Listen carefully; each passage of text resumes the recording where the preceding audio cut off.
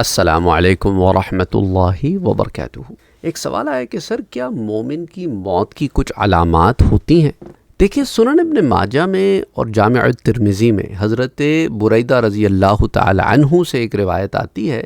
کہ حضور اکرم صلی اللہ علیہ وآلہ وسلم نے ارشاد فرمایا کہ مومن پیشانی کے پسینے سے مرتا ہے۔ اسے سنن نسائی میں، پھر اسی طرح جامع الترمذی میں حدیث 982، پھر ابن ماجہ میں حدیث 1452، مسند امام احمد، المستدرک جو امام حاکم کی مشہور حدیث کی کتاب ہے، مسند الطیالسی، اسی طرح کئی کتب میں سے روایت کیا گیا۔ لیکن یہ ایک علامت ہے، ضروری نہیں ہے کہ سب کے اوپر بھی ظاہر ہو جائے، یا ظاہر ہو تو آپ کو پتہ بھی چل جائے۔ اچھا، اسی طرح حکیم ترمذی، یہ امام ترمذی الگ ہیں اور حکیم ترمذی الگ ہیں۔ حکیم ترمذی جو ہیں وہ ایک کتاب ہے النوادر الاصول، اس میں حضرت سلمان فارسی سے ایک روایت ذکر کرتے ہیں۔ وہ کہتے ہیں کہ میں نے حضور اکرم صلی اللہ علیہ وآلہ وسلم سے سنا کہ آپ فرماتے تھے کہ مرنے والے میں 3 علامتیں دیکھو، اگر اس کی پیشانی پر پسینہ آئے، آنکھوں میں آنسو آئیں اور نتھنے پھیل جائیں تو یہ اللہ کی رحمت ہے، اور اگر وہ اس طرح آواز نکالے جس طرح نوجوان اونٹ جس کا گلا گھونٹا گیا ہو اس طرح کی آواز نکالے، یا اس کا رنگ پھیکا پڑ جائے اور جھاگ ڈالنے لگے تو یہ اللہ کے عذاب نازل ہونے کی علامت ہے۔ اس کو حکیم ترمذی نے النوادر الاصول میں ذکر کیا ہے، اور امام غزالی نے اسے احیاء العلوم میں جلد نمبر 4 صفحہ 465 پر نقل کیا ہے۔ اسی طرح حضرت عبداللہ ابن مسعود رضی اللہ تعالی عنہ سے ایک روایت آتی ہے، فرماتے ہیں کہ مومن کی خطاؤں میں سے اگر کوئی خطا باقی رہ جاتی ہے تو مرتے وقت پیشانی کے پسینے سے اس کا کفارہ کر دیا جاتا ہے۔ اسی طرح علماء کرام فرماتے ہیں، اچھا اس روایت کو تو امام قرطبی نے نقل کیا ہے، اور امام قرطبی یہ بھی اس کے بعد لکھتے ہیں کہ علماء کرام فرماتے ہیں کہ پیشانی پر پسینے کا آنا اس بات کی علامت ہے کہ یہ اپنے کاموں پر اپنے رب کے حضور شرمندہ ہے،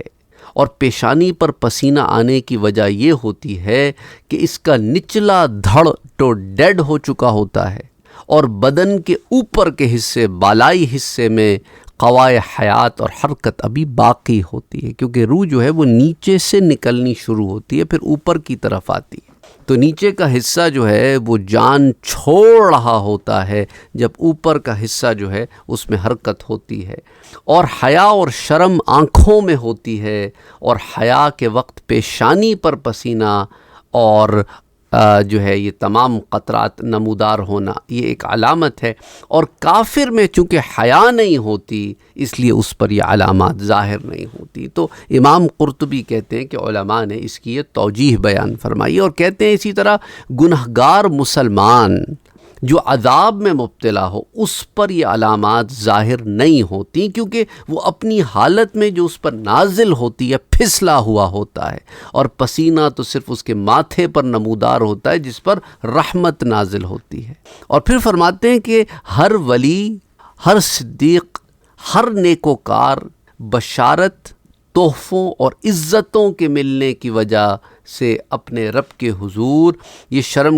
شرمسار ہوتا ہے کہ باری تعالیٰ میرے اعمال ایسے تو نہ تھے، پر تیری رحمت کے تو نے ان اعمال کو صالح بنا کر اپنی بارگاہ میں قبول فرما لیا، تو اس لیے اس کی پیشانی پر موت کے وقت پسینہ ظاہر ہوتا ہے۔ اور اسی طرح امام قرطبی یہ بھی فرماتے ہیں کہ کبھی تو تینوں علامات اکٹھی ظاہر ہو جاتی ہیں، اور کبھی صرف ایک اور کبھی 2 ہی علامتوں کا ظہور ہوتا ہے۔ اور موت کے وقت پیشانی پر پسینے کا آنا تو خود وہ کہتے ہیں میں نے بھی مشاہدہ کیا ہے، اور ایسے لوگوں کے اعمال میں تفاوت کے لحاظ سے ہوتا ہے کہ بعض کے اعمال دوسروں کے مقابلے میں زیادہ قوی ہوتے ہیں، زیادہ مضبوط ہوتے ہیں، تو ان پر ملٹیپل علامات ظاہر ہوتی ہیں۔ اور حضرت عبداللہ ابن مسعود رضی اللہ تعالی عنہ کی روایت ہے کہ مومن کی موت پیشانی کے پسینے سے آتی ہے، اس کے جو باقی گناہ رہ گئے ہوتے ہیں وہ اس سے موت کی سختی کی وجہ سے اس مٹا دیے جاتے ہیں، تو موت کے وقت اس پر سختی کی جاتی ہے تاکہ یہ سختی اس کے گناہوں کو مٹانے کا کفارہ بن جائے، اور وہ دنیا سے گناہوں سے پاک ہو کر جائے۔ تو اسی لیے امام طبرانی اور حلیۃ الاولیاء میں بھی یہ روایت آتی ہے کہ حضرت عبداللہ ابن مسعود بیان کرتے ہیں کہ حضور اکرم صلی اللہ علیہ وآلہ وسلم نے فرمایا کہ مومن کی جان اس طرح نکلتی ہے جیسے کوئی چیز چھلکتی ہے، ایسے آرام سے باہر کی طرف آ جائے نا، اور کافر کی جان کو اس طرح کھینچ کر نکالا جاتا ہے جس طرح گدھے کی جان کو کھینچ کر نکالا جاتا ہے۔ اور بے شک مومن جب کوئی گناہ کرتا ہے تو موت کے وقت شدت کے ذریعے اس کا کفارہ ہو جاتا ہے، اور کافر جب کوئی نیکی کا کام کرتا ہے تو موت کے وقت آسانی کر کے اسے اس کا بدلہ دے دیا جاتا ہے۔ اور قرآن کریم میں مختلف مقامات پر بھی موت کی سختی کا ذکر موجود ہے۔ مثال کے طور پہ سورہ قاف میں اللہ فرماتا ہے وَجَاءَتْ سَكْرَةُ الْمَوْتِ بِالْحَقِّ، اور آئی موت کی سختی حق کے ساتھ۔ پھر سورۃ الانعام میں فرماتا ہے اور کبھی تم دیکھو جس وقت ظالم موت کی سختیوں میں ہے وَلَوْ تَرَىٰ إِذِ الظَّالِمُونَ فِي غَمَرَاتِ الْمَوْتِ۔ پھر فرماتا ہے سورۃ الواقعہ میں کہ فَلَوْلَا إِذَا بَلَغَتِ الْحُلْقُومَ،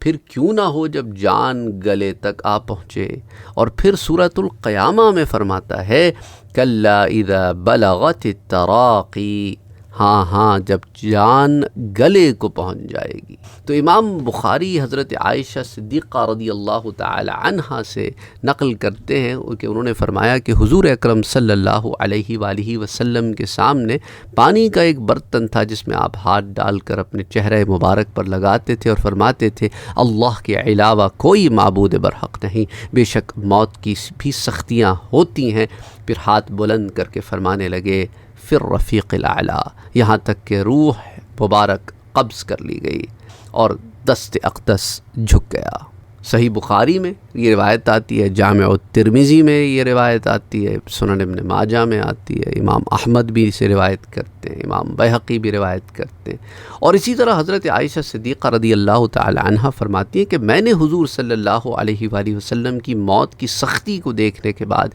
کسی کی آسان موت پر رشک نہیں کرتی تھی، کیونکہ انبیاء کرام جب موت کی سختی سے گزرتے ہیں تو اس سے ان کے درجات اور بلند کر دیے جاتے ہیں۔ اچھا، سنن نسائی کی روایت ہے، جامع الترمذی میں بھی آتی ہے، مشکات میں بھی آتی ہے۔ تو حدیث کا مطلب یہ ہے کہ پہلے میں کسی کی جاں کنی آسان دیکھتی تھی تو رشک کرتی تھی اور چاہتی تھی کہ میری موت بھی ایسی ہی آسان ہو۔ میں سمجھتی تھی کہ آسانی نزع مرنے والے کی نیکی و مقبولیت کی علامت ہے، مگر جب حضور صلی اللہ علیہ وآلہ وسلم کی شدت نزع دیکھی تو یہ خیال اور رشک دونوں جاتے رہے۔ میں سمجھ گئی کہ سختی جاں کنی یعنی جان جاتے وقت سختی کا ہونا یہ کوئی اچھی چیز ہے، بری نہیں ہے۔ اور صحیح بخاری میں ام المومنین حضرت عائشہ صدیقہ رضی اللہ تعالی عنہا سے مروی و بیان کرتی ہیں کہ حضور اکرم صلی اللہ علیہ وآلہ وسلم کی وفات میرے سینے اور ٹھوڑی کے درمیان واقع ہوئی،